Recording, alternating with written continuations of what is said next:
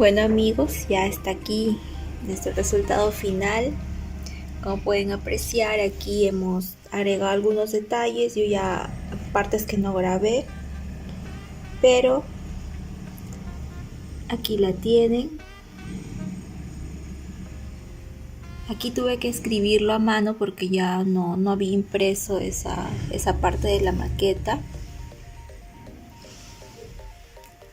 Esto de acá vendría a ser el templo, que ya saben lo hice con Tecnopor, ¿no? Y esto lo cubrí con cola y luego le eché este tipo de arena para construcción. Menos mal tenía en casa. Y también estas piezas de acá no se pueden notar muy bien, pero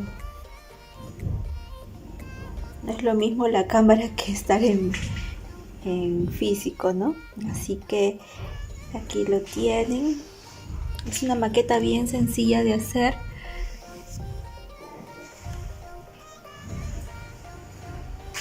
Y van a tener una muy buena presentación. Así que, bueno, esto ha sido todo.